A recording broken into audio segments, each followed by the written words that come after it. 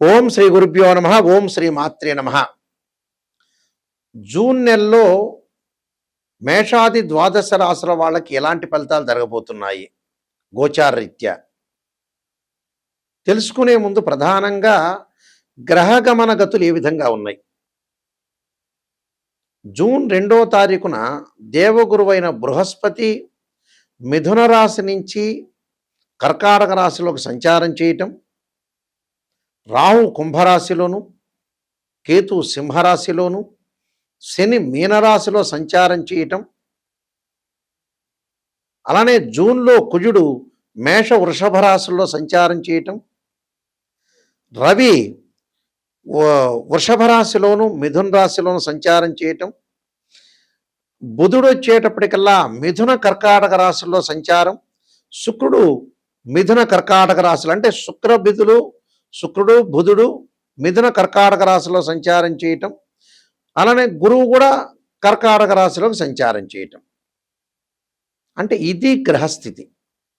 ఈ గ్రహస్థితి ఇవన్నీ కూడా గోచారరీత్యా మేషాది ద్వాదశ రాశుల వాళ్ళకి ఎలాంటి ఫలితాలు జరగబోతున్నాయి అంటే వృత్తిపరంగా, అంటే ఉద్యోగపరంగా, వ్యాపారపరంగా, ఆరోగ్యపరంగా, అలానే విద్య, సంపాదన, నిర్మాణాలు, రియల్ ఎస్టేటు, కన్స్ట్రక్షను,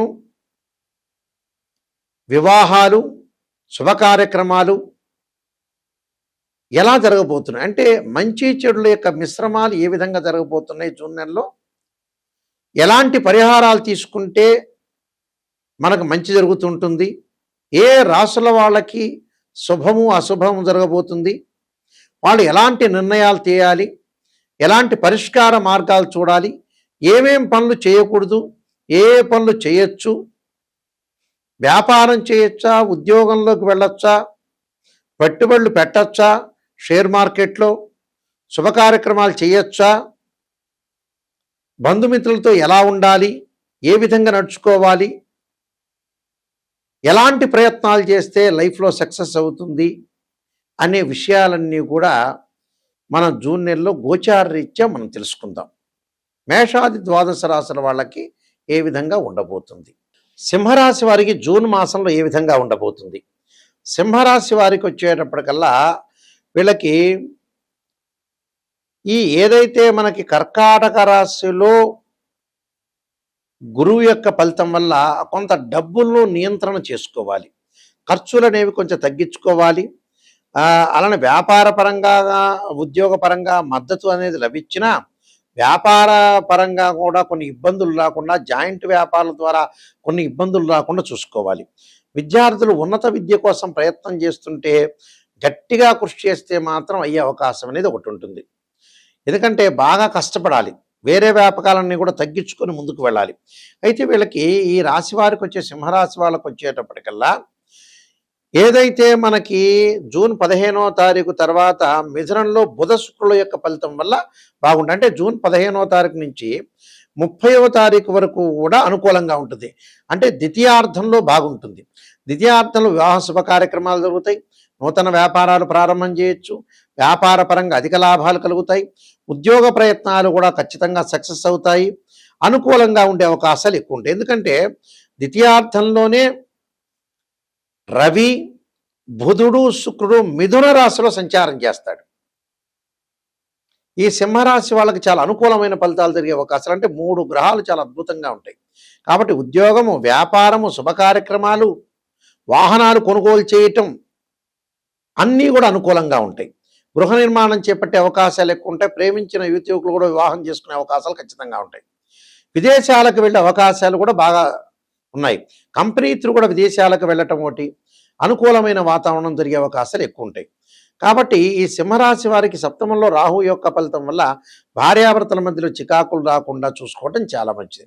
గతం కంటే కూడా ఇప్పుడు ఆరోగ్యపరంగా అనుకూలమైన వాతావరణం ఏర్పడే అవకాశాలు ఖచ్చితంగా ఉంటాయి. కాబట్టి ఈ రాశివారు సింహరాశి వాళ్ళు చాలా కూడా అనుకూలమైన ఫలితాలు జరిగే అవకాశాలు ఉంటాయి. నేను కొన్ని పరిహారాలు చెప్పబోతాను. విద్యార్థులకు కూడా విద్యార్థులు కొంత ఇబ్బంది పడే అవకాశం ఉంటుంది కాబట్టి వాళ్ళు దక్షిణామూర్తి స్తోత్ర పాలన చేయండి. డబ్బులు వచ్చినాయి కదా అని ఖర్చు చేయొద్దండి. కొంత నియంత్రణ చేసుకోవటం మంచిది. ప్రణాళికాబద్ధంగా ఒక బడ్జెట్ వేసుకుని ముందుకెళ్ళటం చాలా మంచిది. ఈ జూన్ నెలలో ప్రతిదీ వచ్చింది కదా అని ఖర్చు చేయకూడదు. నేను కొన్ని పరిహారాలు చెప్పబోతున్నా. ఆ పరిహారాలు మీరు పాటించండి. మీకు మంచి జరిగే అవకాశం ఖచ్చితంగా ఉంటుంది. ప్రధానంగా మనకి ఉద్యోగపరంగా ఇబ్బందులు కలుగుతున్న వాళ్ళు ఎప్పుడూ కూడా రవి యొక్క ఆరాధన చేయాలి. అంటే సూర్య భగవానుడి యొక్క అనుగ్రహం అనేది ఉండాలి. అంటే రుద్రుణ్ణి ఆరాధన చేయాలి. అంటే సూర్య నమస్కారాలు చేయటంతో పాటు రుద్రుణ్ణి ఆరాధన చేయటం కూడా చాలా మంచిది. అంటే ఈశ్వరుడి యొక్క ఆరాధన, శివాలయం యొక్క ప్రదక్షిణ, అలానే సూర్య జపం, జపాకుసుమ సంకాశం కాశ్యపేయం మహాదితిం తమోరిం సర్వపాపగ్నం ప్రణతోస్మి దివాకరం అనే మంత్రాన్ని చక్కగా చదువుకోవాలి. సూర్యుడి యొక్క ఆరాధన చేయాలంటే సూర్యుడు ఆరోగ్య ప్రదాత, ఉద్యోగ ప్రదాత. అంటే ఆరోగ్యం కూడా బాగుండాలంటే శరీరే జర్జరీభూతే వ్యాధిగ్రస్తే కళేబరే ఔషధం జాహ్నవీతోయం వైద్యో నారాయణరి అనే మంత్రాన్ని చక్కగా చదువుకోండి. మానసికంగా ప్రశాంతత లేదా మానసికంగా ఇబ్బంది పడుతున్నారా అంటే చంద్రుడి యొక్క ఆరాధన చెయ్యాలి. చంద్రుడి యొక్క ఆరాధన చేయటం అంటే ప్రధానంగా క్షీరపుత్రాయుధి అమృతతత్వాయుధిమే తన్నో చంద్ర ప్రచోదయాత్ అనే మంత్రాన్ని చక్కగా చదువుకోవాలి. చదువుకోవటం వల్ల మంచి జరిగే అవకాశాలు ఎక్కువగా ఉంటాయి. అలానే దదీశంక తుషారాభం క్షీరోదారణం సంభవం నమామి శిశిరం సంభరు భూకట భూషణం అంటారు. అంటే చంద్రుడి యొక్క ఆరాధన చేయాలి. చంద్రుడి యొక్క ఆరాధన చేయటం వల్ల మనకు మంచి జరిగే అవకాశాలు ఎక్కువగా ఉంటాయి. అలానే వాహన ప్రమాదాలు జరుగుతుందా, గొడవలు జరుగుతున్నాయా, ఆస్తి పంపకాల విషయాల్లో ప్రాబ్లమ్స్ వస్తున్నాయా, జాతకంలో కుజదోషాలు ఉన్నాయా, కుజగ్రహం అనేది వెంటాడుతుంది అని అంటే సుబ్రహ్మణ్య స్వామి యొక్క ఆరాధన చేయాలి.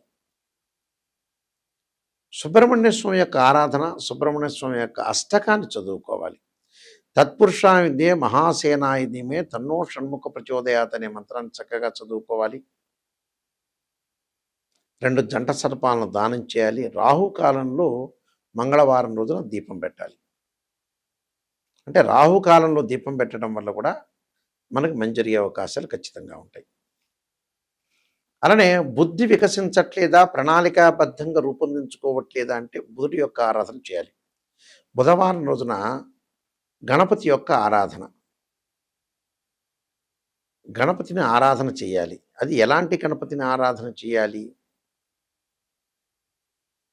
అనంటే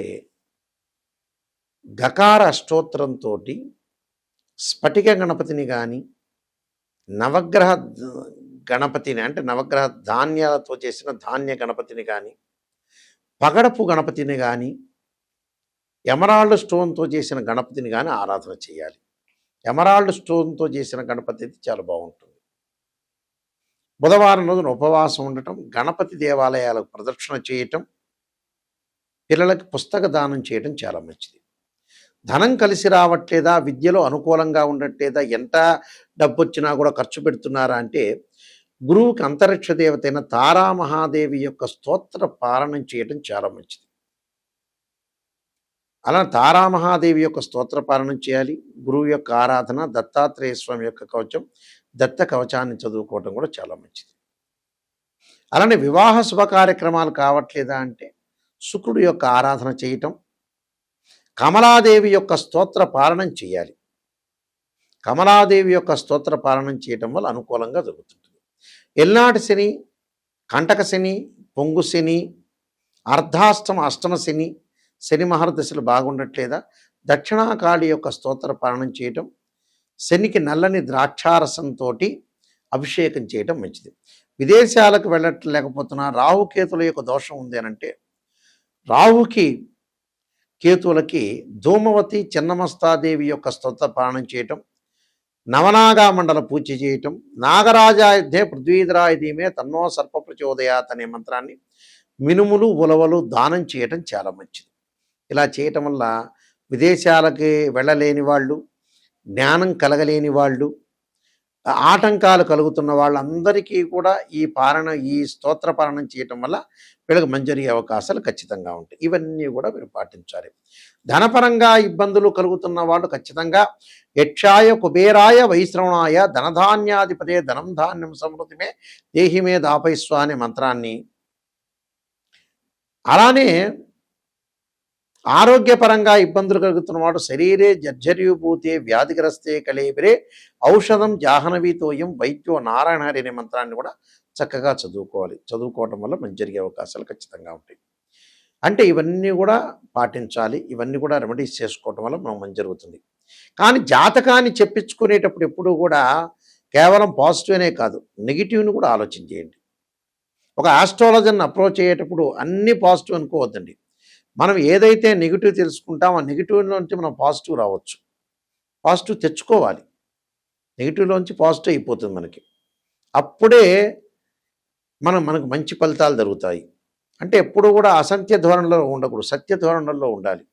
నిజాన్ని తెలుసుకున్నామంటే మన జీవితం అనేది బాగుపడినట్టే అర్థం. అందువల్ల ఎవరైనా సరే మమ్మల్ని కాంటాక్ట్ చేసేవాళ్ళు, నిజాన్ని తెలుసుకునేవాళ్ళు మాత్రమే మమ్మల్ని కాంటాక్ట్ చేయండి. నాయకంటి మల్లికార్జున శర్మ గారి ద్వారా బాగుపడాలి, నిజంగా నెగిటివ్ తెలుసుకోవాలి, లైఫ్ని మనం ఎన్హాన్స్ చేసుకోవాలి, లీడ్ చేసుకోవాలి అనేవాళ్ళు మాత్రమే మాకు ఫోన్ చేయండి.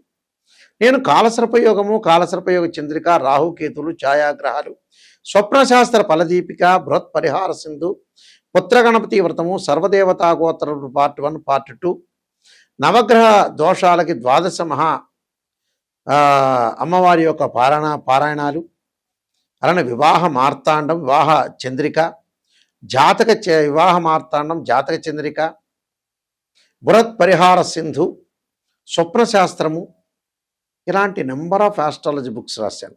Protection of astrology. అయితే ఇవన్నీ కూడా రాజమండ్రి మోహన్ పబ్లికేషన్ వారి దగ్గర దొరుకుతాయి. ఈ పుస్తకాలు మా దగ్గర కూడా లభ్యమవుతాయి. మా వెబ్సైట్ www.nayakanti.com, nayakanti.in. అయితే ఎప్పుడైనా సరే ఒక వివాహం జరగట్లేదంటే రాశిచక్రము, భావచక్రము, నవాంశము, దశలు, అంతర్దశలు. మీరు సంతానం కలగట్లేదా? రాశిచక్రము, సప్తమాంశ చక్రము, భావచక్రము, దశలు, అంతర్దశలు. వృత్తిపరంగా అనుకూలంగా లేదా? రాశిచక్రము, దశమాంశము, భావచక్రము, దశలు, అంతర్దశలు. అంటే ఇవన్నీ కూడా మ్యాథమెటికల్గా క్యాల్కులేషన్ వేసి జాతకపరంగా ఉచ్చ, నీచ, స్వక్షేత్రము, ఆ స్వక్షేత్రంతో పాటు స్వక్షేత్రమా, ఉచ్చ, నీచ స్థానాలు, శత్రుక్షేత్రాలు ఉన్నారా, ద్వాదశ భావాధిపతులు ఎవరు, ఇవన్నీ గోచారీత్యా చెప్పబడే ఫలితాలు. ప్రతి నెలలో కూడా రాశిఫలాలు. కానీ బర్త్ చార్ట్ వేరు. గోచారం ఎప్పుడూ 20% సపోర్టు. అలానే బర్త్ చార్ట్ అనేది 80% మనం జాతకపరంగా దోషాలు ఏమున్నాయి, జాతకపరంగా ఏ సమయంలో ఏ నిర్ణయం తీసుకోవాలి, ఎలాంటి వృత్తి చేపట్టాలి అనే విషయాలన్నీ కూడా తెలిసేది ఏంటంటే బర్త్ చార్ట్. దానికి భావాధిపతులు ఉంటారు. ద్వాదశ భావాధిపతులు వేరు, రాస్యాధిపతులు వేరు, ఆ గడిలో ఉన్న గ్రహము వేరు. ద్వాదశ భావాధిపతులు అంటే ఏంటంటే ఇంటి ఓనర్, రాస్యాధిపతి అంటే ఆ ఇల్లు కట్టించిన బిల్డర్. దానిలో ఆ గ్రహం ఏదైతే ఉంటుందో అది టెరెంట్గా భావించాలి. ద్వాదశ భావాలంటే తనుభావాధిపతి రవి, ద్వితీయ భావాధిపతి గురు, తృతీయ భావాధిపతి కుజుడని, చతుర్థ భావాధిపతి చంద్రుడని, పంచమ భావాధిపతి గురువు అని, షష్టమ భావాధిపతి కుజుడని, అలానే సప్తమ భావాధిపతి శుక్రుడని, ఇలాగ ద్వాదశ భావాలకు అధిపతులు ఉంటారు. మళ్ళీ రాస్యాధిపతులు, భావాధిపతులు, దానిలో ఉండే గ్రహణము, దృష్టి, మ్యాథమెటికల్ క్యాలిక్యులేషన్ వేసి జాతకాన్ని చెప్పాలి. ఎలా పడితే అలా చెప్తే జాతకం అనేది కాదు. దీనిలో రకరకాల పద్ధతులు ఉంటుంది. వైదిక ఆస్ట్రాలజీ ఉంది, కేపీ రామన్ పద్ధతి ఉంది, బివి రామన్ సంబంధించిన పద్ధతులు ఉన్నాయి. అంటే రకరకాల ఆస్ట్రాలజీ సంబంధించిన ప్రొడక్షన్స్ ఉంటాయి. ఆ ప్రొడక్షన్ రీసెర్చ్ చేసి బాగా అనాలిసిస్ చేసి కంప్లీట్గా ఓ పిక్చర్ ఇస్తే ఆ వృత్తిలోనే ఉంటాడు. ఏం చేయాలి, ఎలాంటి నిర్ణయాలు తీసుకోవాలి అనే విషయాన్ని మనం కూలంకషంగా ఆలోచన చేస్తేనే జాతకం చెప్పచ్చు. అంటే 12 కాపురానికి 12 సూత్రాలలాగా వృత్తి, ఉద్యోగము, వ్యాపారము, ఆరోగ్యము, చదువులు, వివాహము, భార్యాభర్తల యొక్క బంధము, ప్రమాదాలు, ఆరోగ్యాలు, నూతన వ్యాపారాలు, ఉద్యోగపరంగా ఇళ్ళు, భూములు, కొనుగోలు, ఇలాంటివన్నీ కూడా జాతక పరంగా ద్వారా మా దగ్గర తెలుసుకోవచ్చు. ఆ స్క్రీన్ మీద స్క్రోలింగ్ అవుతున్న మా నెంబర్ ఉంది. ఆ నెంబర్, ఎందుకంటే మేము వంశపారంపర్యంగా చెప్పే వ్యక్తులం కాబట్టి ఓపెన్‌గా చెబుతున్నాం. ఏదైనా నా దగ్గర ఓపెన్‌గా చెప్పించుకోండి. క్లియర్‌గా చెప్పించుకునే వాళ్ళు మాత్రమే రండి. మీ అందరికీ కూడా మంచి జరగాలని శ్రీ పరమేశ్వరుడి యొక్క కరుణాకటాక్షము, శ్రీ పరమేశ్వరి యొక్క కరుణాకటాక్షం ఆశిస్తూ సర్వే జనా సుఖినో భవంతు.